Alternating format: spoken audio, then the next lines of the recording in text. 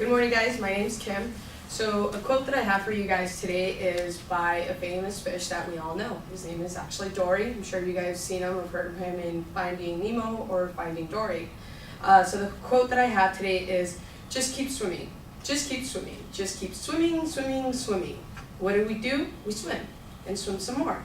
So this quote I actually like a lot because not only does it implement on itself on Dory because he is a fish and what he has to do all day long is to keep swimming.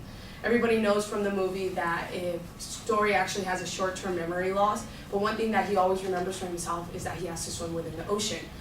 This quote I really like that you can implement on your own life because of the fact that when you're going through life, you're not only hitting bumps on the road, but you also have to keep pushing yourself to get further because if you stay stagnant, you might get bored in a place or you might get stuck.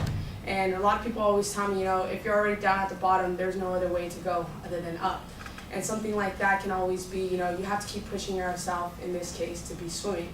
So for Dory, he is a fish that always has to forget things, but it's something where he implies on himself, and he also, in a way, implies it to us because of the fact that if you're stagnant in your life that, where you have no idea where you have to go, no matter what, it's always going to have to be going forward because you don't want to stay in a spot where, you're having a difficult time, where you're having, a rough spot in your life where, something big has happened and impacted you in a negative way. You don't want to get out of that. You don't want to get stuck in an area where it's going to be hurting you all the time. For me personally, I've always, had bumps on the road, and I'm sure everybody else has too.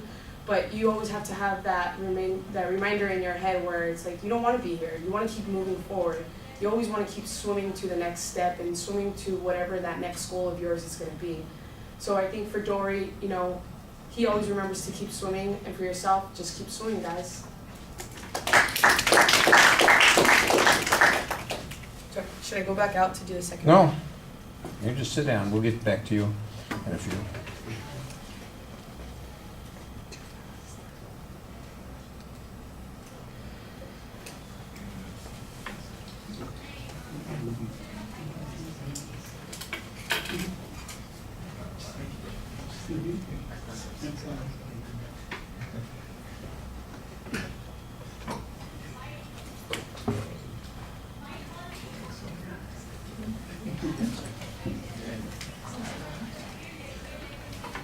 Okay, well, the personal intro and the identification of the topic as an attention device doesn't work very well, but you did have a nice thesis statement you got to. There's a good transition for that, which I liked quite well.